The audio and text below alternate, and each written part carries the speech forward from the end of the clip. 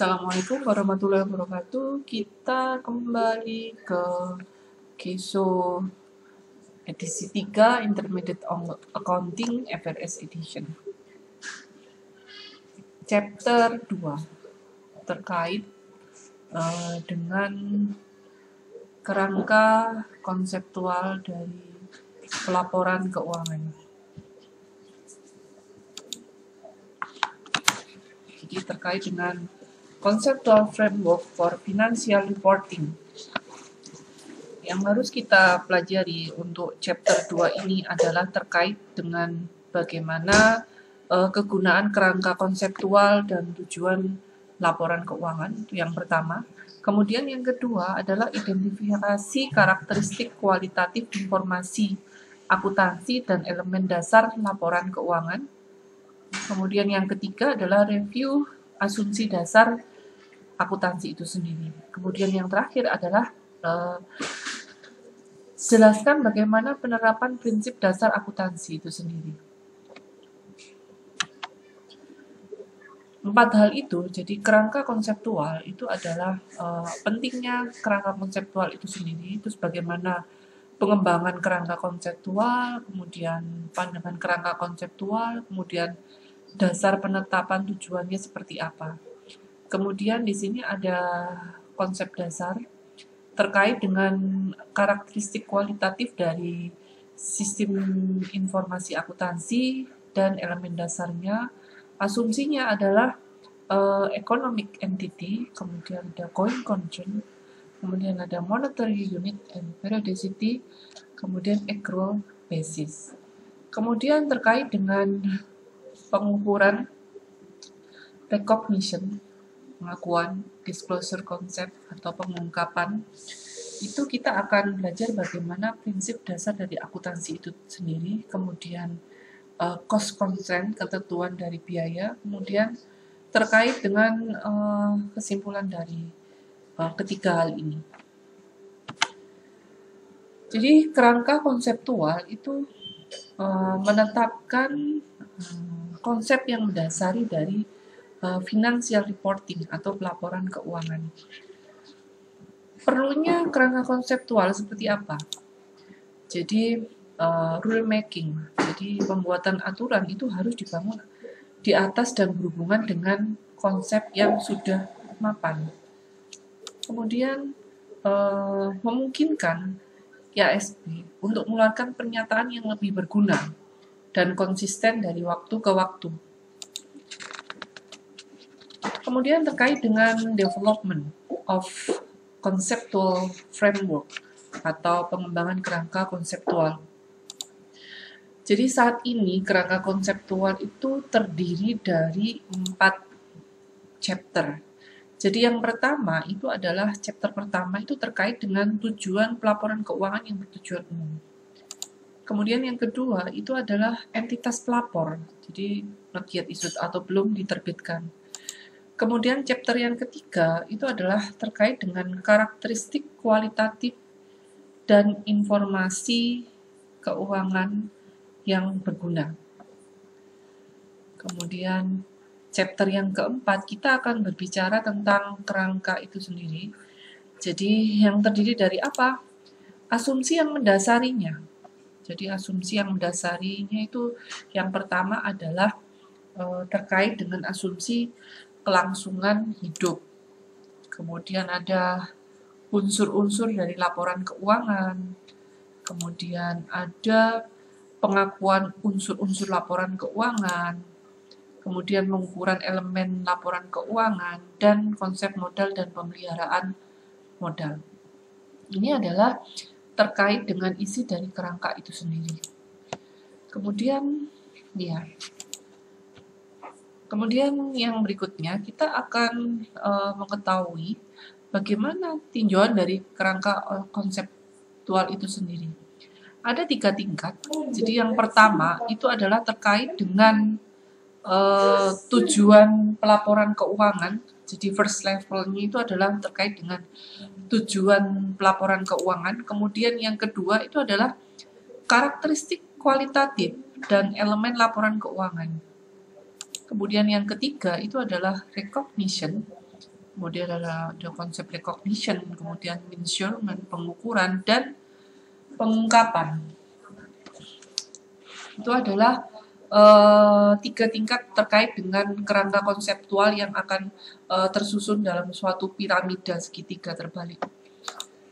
Nih, jadi first level, kemudian second level, kemudian third level. Jadi tingkatan pertama itu tujuannya seperti apa? Tujuannya adalah untuk memperoleh informasi terkait dengan laporan reporting entity. Jadi yang dibutuhkan oleh entitas bisnis. Jadi yang baik yang sifatnya sekarang maupun potensial di masa depan.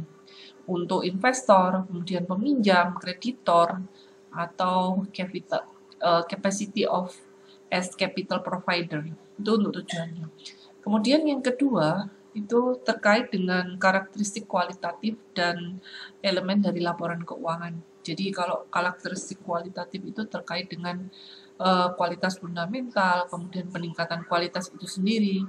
Elemennya ada 5 yang kita lihat di sini. Ada aset, liability, equity, income, dan expense. Kemudian konsep pengakuannya untuk level yang ketiga. Konsep pengakuan pengukuran maupun pengungkapannya seperti apa, dengan dasar apa, asumsinya ada 5. Jadi entitas ekonomi, kemudian going concern, monetary unit, kemudian periodicity, accrual, kemudian prinsipnya apa? Di sini ada pengukuran, kemudian ada revenue recognition atau pengakuan pendapatan, kemudian revenue expense, pengakuan beban, kemudian full disclosure atau pengungkapan penuh, dan constraint-nya adalah cost atau beban. Ini adalah tingkatan atau tinjauan tentang kerangka konseptual dengan bentuk segitiga terbalik. Kemudian terkait dengan tujuan dasarnya. Tujuan dasarnya di sini adalah untuk memberikan informasi keuangan. Tentang apa? Tentang entitas pelapor yang berguna untuk menyajikan apa? Kepada siapa? Calon investor ekuitas, kemudian ada lender, pemberi pinjaman, kreditor lainnya. Untuk apa? Untuk membuat keputusan terkait dengan sumber daya untuk entitas itu sendiri. Dan disediakan dengan menerbitkan laporan keuangan yang bertujuan umum, dan asumsinya adalah bahwa pengguna itu memerlukan pengetahuan yang memadai tentang bisnis dan akuntansi keuangan untuk memahami informasi tersebut. Kemudian masih terkait dengan fundamental. Jadi tadi itu tujuan dasarnya, kemudian ini tingkat yang kedua dari piramida itu adalah fundamental konsep. Jadi di sini ada qualitative karakteristik of accounting information. Jadi karakteristik kualitatif informasi akuntansi. Jadi di sini IASB mengidentifikasikan karakteristik kualitatif informasi akuntansi yang membedakan informasi yang lebih baik atau lebih berguna dari informasi inferior atau yang kurang berguna. Untuk tujuan apa? Tujuan pengambilan keputusan. Nah, ini adalah hierarki dari karakteristik dari kualitatif itu sendiri. Jadi yang terkait dengan bagaimana karakteristik kualitatif itu dapat terbentuk. Jadi di sini ada yang pertama itu adalah pengguna dari informasi akuntansi, itu pastinya investor dan kreditor dengan karakteristiknya, atau kita sebut capital provider. Nah, bagaimana ketentuan dari biayanya seperti apa untuk pengambilan keputusan. Jadi mereka akan menggunakan atau mempertimbangkan cost yang akan dikeluarkan untuk pengambilan keputusan. Apakah cost tadi itu relevan atau faithful representation. Jadi relevan atau representasinya itu sesuai. Relevan itu dikatakan relevan itu jika memiliki nilai prediktif, nilai konfirmasi dan material. Dikatakan factful jika completeness lengkap ya, kemudian netral, bebas dari kesalahan. Tentunya untuk menciptakan fundamental quality ini relevan dan factful representation ini, kita harus menciptakan kualitas yang meningkat. Dengan apa? 4 hal ini. Jadi comparability bisa diperbandingkan, kemudian variability dapat diverifikasi, timeliness, ketepatan waktunya seperti apa, dan understandability dapat dimengerti. Ini adalah bagaimana suatu accounting information itu dapat berguna bagi investor dan kreditur dengan memenuhi syarat dari kualitatif, hierarki dari accounting secara kualitatif. Nah, ini ya seperti yang tadi saya jelaskan, segitiga terbalik. Jadi karakteristik kualitatif itu adalah pada level yang kedua. Masih pada level yang kedua. Level pertama tujuannya apa, level yang kedua. Nah, untuk mencapai ini, kita harus melewati elemen juga untuk mencapai relevan. Nah, kita bahas yang relevan dulu. Jadi, relevan dikaitkan dengan kualitas yang fundamental. Jadi, kualitas yang fundamental. Jadi, di sini ada kualitas dasar yang terkait dengan relevansi. Di sini ada yang tadi saya katakan ada predictive value, confirmatory value, dan materiality. Jadi harus memenuhi ketiga syarat ini agar relevan. Jadi informasi akuntansi itu harus mampu membuat perbedaan dalam pengambilan keputusan. Ini cirinya relevan. Kemudian di sini untuk predictive value. Jadi seperti apa? Jadi informasi keuangan itu harus memiliki nilai prediktif jika memiliki nilai sebagai masukan untuk proses prediksi yang digunakan oleh investor untuk membentuk apa? Ekspektasi sendiri tentang masa depan. Jadi bagaimana bisa menilai suatu investasi di masa depan. Itu predictive value. Kemudian confirmatory value. Confirmatory value itu terkait dengan informasi yang relevan, itu juga membantu pengguna untuk mengkonfirmasi atau mengoreksi ekspektasi yang sebelumnya. Jadi harapan yang sebelumnya itu dikonfirmasi apakah sudah sesuai. Kemudian materiality. Materiality itu informasi itu dikatakan bersifat material itu jika menghilangkan atau salah menyatakan dapat mempengaruhi keputusan yang dibuat pengguna berdasarkan informasi keuangan yang dilaporkan. Atau jadi intinya bersifat material itu jika mempengaruhi keputusan yang dibuat oleh pengguna terkait dengan informasi yang disampaikan. Itu yang dinamakan dengan materiality. Kemudian yang berikutnya, kita bahas fundamental quality. Sekarang kita fundamental quality yang kedua, factful representation. Factful representation itu jadi representasi yang tepat artinya. Jadi ini adalah representasi yang tepat dalam arti bahwa angka dan deskripsi itu sesuai dengan apa yang sebenarnya terjadi, tidak dibuat-buat angkanya. Itu yang dinamakan factful representation.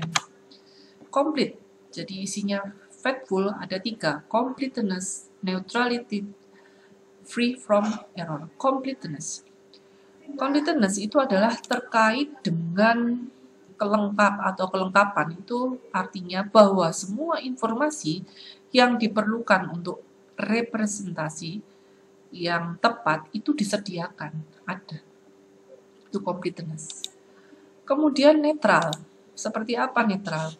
netral itu bahwa perusahaan itu tidak dapat memilih informasi yang mendukung atau mendukung satu kelompok dari pihak yang berkepentingan daripada yang lain. Jadi sifatnya itu harus netral. Kemudian free from error. Free from error itu adalah terkait dengan item informasi yang bebas dari kesalahan, sehingga akan menjadi representasi item keuangan yang lebih akurat. Itu yang dikatakan dengan free from error. Kemudian terkait dengan peningkatan kualitas. Jadi peningkatan kualitas di sini ada 4: comparability, variability, timeless, understandability. Jadi peningkatan kualitas itu seperti apa? Comparability. Jadi di sini comparability itu informasi yang diukur. Yang pertama ya, comparability, informasi yang diukur dan dilaporkan dengan cara yang sama untuk perusahaan yang berbeda itu dapat dibandingkan. Jadi informasi yang diukur dan dilaporkan dengan cara yang sama untuk perusahaan yang berbeda. Jadi informasinya satu tapi bisa digunakan untuk perusahaan yang lain sehingga dapat diperbandingkan. Kemudian yang kedua, variability. Verifikasi di sini terjadi ketika pengukur independen. Jadi pengukuran independen itu dengan menggunakan metode yang sama, memperoleh hasil yang sama juga. Itu yang dinamakan dengan variability. Kemudian timeliness. Timeliness itu adalah terkait dengan bagaimana memiliki informasi yang tersedia bagi pemuda atau pembuat keputusan sebelum kehilangan kapasitasnya untuk mempengaruhi keputusan. Jadi ketepatan waktu. Kemudian understandability. Understandability itu artinya atau dapat dipahami ya, itu kualitas informasi yang memungkinkan pengguna yang cukup mengetahui melihat signifikasinya. Jadi itu adalah terkait dengan karakteristik kualitatif. Sekarang kita berbicara tentang elemen-elemen dasarnya. Ada 5 elemen yang ada di level kedua ini. Jadi aset, liability, ekuitas, income, dan expense. Aset. Kita kalau berbicara aset itu adalah terkait dengan sumber daya yang dikendalikan oleh entitas sebagai akibat dari masa lalu dan dari mana manfaat ekonomi di masa depan itu diharapkan mengalir ke entitas tersebut. Itu yang dinamakan dengan aset. Kemudian liability atau kewajiban. Kewajiban entitas sekarang yang timbul dari peristiwa masa lalu, penyelesaiannya diharapkan menghasilkan arus keluar dari entitas sumber daya yang mewujudkan manfaat ekonomi. Jadi kita mengeluarkan biaya dan bermanfaat secara ekonomis. Itu yang dinamakan dengan kewajiban. Kemudian ekuitas. Ekuitas itu adalah bunga sisa atas aset entitas setelah dikurangi semua kewajibannya. Itu yang dinamakan dengan ekuitas. Kemudian income atau pendapatan. Pendapatan merupakan apa? Peningkatan manfaat ekonomi selama periode akuntansi dalam bentuk arus kas masuk. Arus masuk dalam bentuk arus masuk ya. Atau peningkatan aset atau penurunan kewajiban yang mengakibatkan peningkatan ekuitas selain yang berkaitan dengan kontribusi dari participant of ekuitas. Itu yang dinamakan dengan income. Kemudian yang elemen yang terakhir, yang kelima, expense atau beban. Ini adalah merupakan penurunan manfaat ekonomi selama periode akuntansi dalam bentuk arus kas keluar atau penipisan aset. Penipisan aset atau timbulnya kewajiban yang mengakibatkan penurunan ekuitas. Jadi, selain yang berkaitan dengan distribusi pada equity participant. Itu adalah basic element dari financial statement. Oke, kita ke soal exercise terkait dengan basic element. Identifikasikan jadi karakteristik kualitatif yang akan digunakan berdasarkan informasi yang diberikan. Ini di sini yang pertama.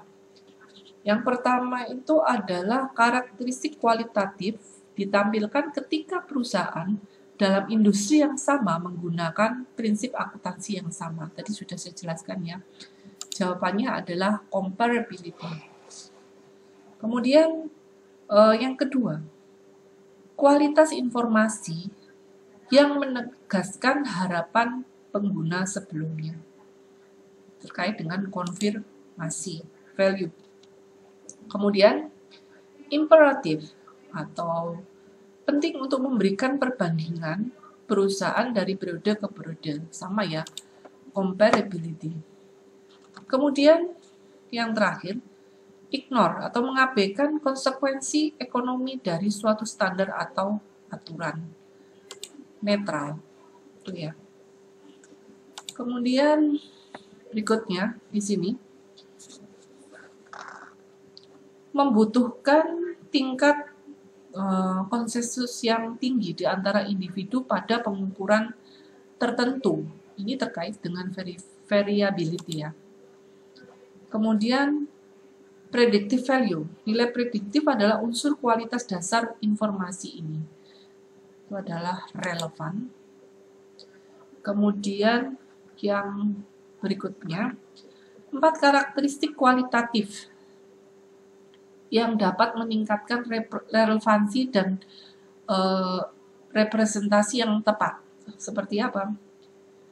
Pastinya tepat waktu, timeliness, variability, understandability, dan comparability. Ya, dia memenuhi 4 kriteria ini. Kemudian yang terakhir, materiality. Jadi, sebuah item itu tidak dapat dilaporkan karena pengaruhnya terhadap pendapatan itu tidak dapat mengubah keputusan. Materiality.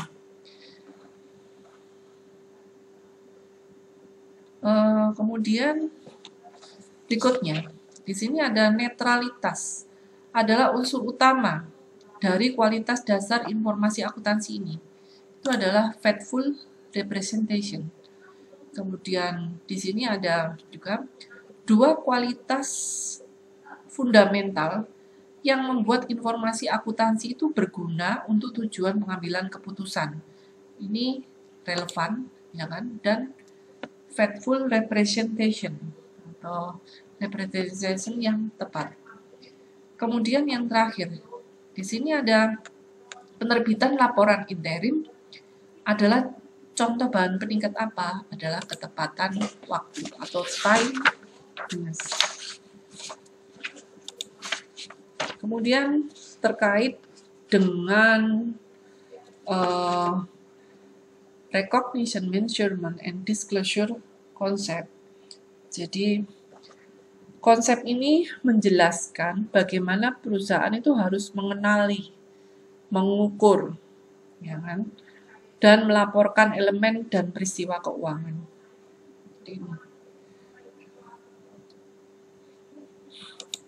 Nah, asumsinya seperti apa? Jadi kita ke sebelumnya kembali ya. Nah, dengan asumsi apa? Ini adalah level yang terakhir, yang ketiga ya. Jadi asumsinya apa, dasarnya apa, ketentuannya seperti apa. Yang pertama asumsinya adalah economic entity. Jadi entitas ekonomi. Jadi perusahaan ini memisahkan kegiatannya dari pemiliknya dan unit bisnis lainnya. Going concern. Perusahaan itu harus bisa bertahan cukup lama untuk memenuhi tujuan dan komitmennya. Monetary unit atau unit moneter adalah uang. Jadi penyebutan secara umum terkait dengan uang. Periodisitas itu perusahaan dapat membagi kegiatan ekonominya menjadi beberapa periode waktu. Kemudian accrual, basis of counting atau dasar akrual akuntansi, transaksi dicatat dalam periode di mana peristiwa itu terjadi. Itu asumsinya. Ini adalah contohnya. Jadi identifikasi asumsi seperti apa? Jadi dari 5 asumsi tadi termasuk kategori yang mana? Economic entity, going concern, monetary, periodicity, atau accrual basis. Yang pertama itu adalah terkait dengan keadaan bagaimana kegiatan ekonomi dari FedEx Corporation USA ya. Jadi dibagi menjadi periode 12 bulan untuk tujuan penerbitan laporan tahunan. Ini adalah termasuk kategori yang periodicity. Kemudian yang kedua, ini nama perusahaan Total SA. Jadi tidak menyesuaikan jumlah dalam laporan keuangan untuk mengetahui pengaruh inflasi. Berarti ini terkait dengan unit moneter. Kemudian Barclay melaporkan klasifikasi saat ini tuh dan tidak saat ini juga dalam laporan posisi keuangannya. Berarti going concern. Kemudian yang terakhir kegiatan ekonomi dari JPN dan anak perusahaan digabungkan untuk tujuan akuntansi dan pelaporan. Ini terkait dengan economic entity. Itu ya. Kemudian basic principle of accounting. Jadi yang level piramida yang ketiga, prinsip dasar akuntansinya seperti apa? Prinsip dasar akuntansi terkait dengan prinsip pengukurannya itu adalah dengan menggunakan biaya historis dan nilai wajar. Jadi ada dua, biaya historis dan nilai wajar. Historical cost itu adalah umumnya itu dianggap sebagai representasi yang tepat dari jumlah yang dibayarkan untuk barang tertentu. Sedangkan fair value atau nilai wajar itu didefinisikan sebagai harga yang akan diterima untuk menjual aset atau dibayarkan untuk mengalihkan liability. Dalam transaksi teratur antara pelaku pasar dan tanggal pengukurannya. Jadi di sini IASB itu telah memberikan perusahaan pilihan menggunakan nilai wajar sebagai dasar pengukuran aset, keuangan, dan kewajiban keuangan. Jadi perintuannya yang dari IASB itu adalah menggunakan fair value, bukan historical cost. Kemudian pengukurannya, prinsip pengukurannya seperti apa?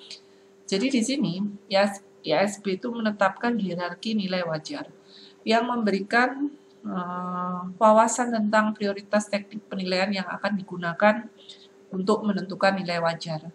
Jadi yang pertama ada 3 level di sini. Yang pertama itu input yang diamati itu mencerminkan harga kuotasian untuk aset liabilitas yang identik di pasar aktif, jadi harga yang sekarang. Kemudian tingkatan yang kedua, input selain harga kuotasian yang termasuk dalam level 1 itu dapat diobservasi untuk aset atau liabilitas baik secara langsung maupun melalui pembuktian dengan data yang dapat diobservasi. Jadi kalau misalnya tidak ada harga pasar, berarti menggunakan harga yang bisa diobservasi sebagai atau ditentukan sebagai harga pasar. Kemudian yang ketiga, jika input yang diobservasi itu tidak dapat diobservasi, misalnya data atau asumsi perusahaan sendiri. Jadi dia menggunakan asumsi data berdasarkan data dari perusahaan itu sendiri. Artinya ketentuan nilai fair value ini ada 3 level. tergantung perusahaan mau menerapkan yang mana. Jika sudah dapat menentukan jumlah atau nilai harga pasar yang ditentukan atau harga kuotasian, maka dia termasuk kategori level 1. Jika tidak ada, level 2. Artinya nilai pasarnya itu ditentukan berdasarkan data yang ada di pasar. Yang ketiga, jika tidak ada sama sekali.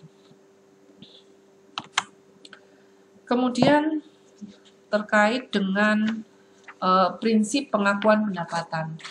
Jadi prinsip pengakuan pendapatan itu ketika perusahaan setuju untuk memberikan layanan atau menjual produk ke pelanggan, itu memiliki kewajiban kinerja. Jadi mengharuskan perusahaan mengakui pendapatan dalam periode akuntansi di mana kewajiban kinerja tersebut dipenuhi. Itu pengakuan pendapatan. Nah, seperti apa contohnya untuk pengakuan pendapatan? Di sini contohnya. Asumsinya di sini adalah ada perusahaan penerbangan yang memproduksi pesawat ya. Di sini Airbus namanya.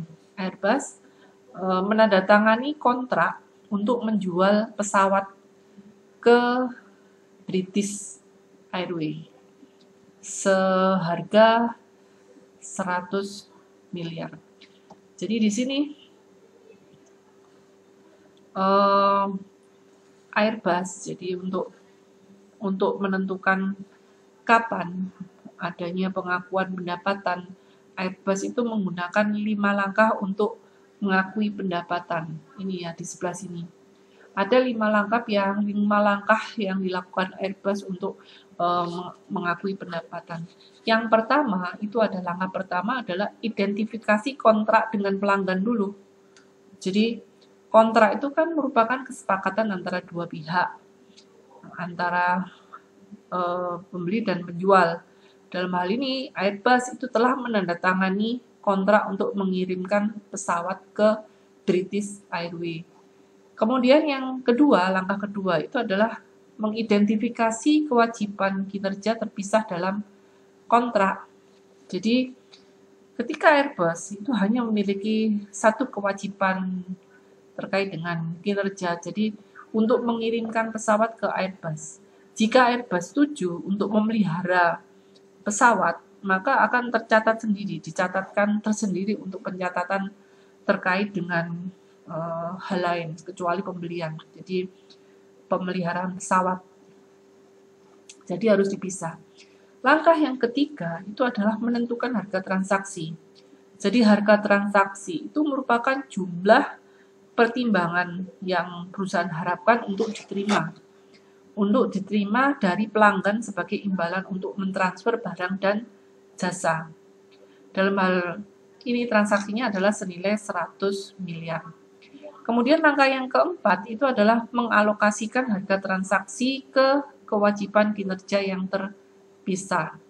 Nah, dalam hal ini Airbus itu hanya memiliki kewajiban kinerja yaitu mengirimkan atau segera mengirimkan pesawat ke British Airways. Kemudian langkah yang kelima itu adalah mengakui pendapatan ketika kewajiban kinerja tersebut dipenuhi. Jadi Airbus itu mengakui sebesar 100 miliar untuk penjualan pesawat ke British Airways ketika memenuhi kewajibannya dengan melakukan pengiriman pesawat ke British Airways. Itu adalah 5 langkah, contoh 5 langkah pengakuan pendapatan. Kemudian slide 41 kita akan berbicara tentang pengakuan beban. Jadi pengakuan beban itu arus keluar atau penggunaan aset atau timbulnya kewajiban selama satu periode sebagai akibat dari pengiriman, produksi barang, dan atau pemberian jasa. Ya, di sini ada tipe dari cost biayanya. Di sini ada product cost dan period cost. Biaya produk dan biaya periode. Biaya produk itu ada material, labor, overhead. Kemudian periode, salary, and administrasi cost. Nah, bagaimana hubungannya? Product cost itu direct relationship between cost and revenue. Sedangkan period cost no direct relationship between cost and revenue. Kalau ini terjadi setiap produk cost ya. Pengakuannya seperti apa? Ini diakui setiap periode. Sedangkan ini expense as incurred. Ini dengan pencocokan tergantung dengan kebutuhan, sedangkan ini selalu diakui. Kemudian yang berikutnya terkait dengan full disclosure principle, prinsip pengungkapan penuh. Jadi di sini memberikan informasi yang cukup penting untuk mempengaruhi penilaian dan keputusan pengguna yang terinformasi. Yang disediakan melalui apa? Di sini ada financial statement, kemudian catatan atas laporan keuangan, kemudian informasi tambahan. Ini adalah contoh. Jadi contoh apakah dia diakui sebagai apa? Revenue recognition atau expense recognition, full disclosure atau measurement. Terkait dengan yang pertama, jadi terkait dengan basic principle accounting ya. Jadi contohnya di sini adalah Parmalat, jadi melaporkan pendapatan dalam laporan laba rugi saat mengirimkan barang, bukan saat uang tunai dikumpulkan. Maka seperti apa? Berarti dia adalah termasuk kategori yang revenue recognition, basic principle-nya. Kemudian yang kedua, Google mengakui biaya penyusutan mesin selama 2 tahun, selama mesin tersebut membantu perusahaan memperoleh pendapatan. Dia adalah adanya pengakuan biaya. Kemudian yang ketiga, KC Corp report atau melaporkan informasi terkait dengan tuntutan hukum yang tertunda dalam catatan atas laporan keuangan. Itu akan basic principle-nya adalah full disclosure. Kemudian Fujifilm, Jepang, report land, jadi melaporkan tanah di laporan posisi keuangan sebesar jumlah yang dibayarkan untuk memperolehnya. Meskipun perkiraan nilai wajarnya lebih besar, maka dia dengan prinsip dasar, basic principle-nya adalah measurement. Kemudian terkait dengan batasan biaya. Batasan biaya itu perusahaan itu harus mempertimbangkan biaya penyediaan informasi terhadap manfaat yang diperoleh dari penggunaannya. Jadi di sini contohnya rule making body. Jadi badan pembuat aturan dan badan pemerintah itu menggunakan analisis biaya manfaat sebelum menyelesaikan persyaratan informasional mereka. Jadi ada istilahnya kemampuan perusahaan sebesar berapa. Jadi ada batasan biayanya. Kemudian untuk membenarkan kebutuhan akan pengukuran dan pengungkapan tertentu. Manfaat yang dianggap diperoleh darinya harus melebihi biaya yang terkait dengannya. Kemudian ini ada soal. Coba tentukan apakah Anda itu mengklasifikasikan transaksi ini sebagai apa, material atau bukan. Contoh misalnya. Jadi yang pertama, Blair telah melaporkan tren pendapatan yang positif selama 3 tahun terakhir. Pada tahun ini ia mengurangi beban piutang tak tertagih untuk memastikan tahun pendapatan positif lainnya. Dampak penyesuaian ini sebesar 3% dari laba bersih. Seperti apa kategorinya? Dia adalah material. Kemudian Hindi memiliki keuntungan sebesar 3,1 juta dari penjualan aset pabrik, kerugiannya 3,3 juta dari penjualan investasi. Dia memutuskan untuk mendapatkan kerugian bersih karena efek bersih tersebut dianggap tidak material. Pendapatan Hindi untuk tahun ini adalah 10 juta. Ini juga material samanya. Kemudian yang terakhir di sini ada Damon ya.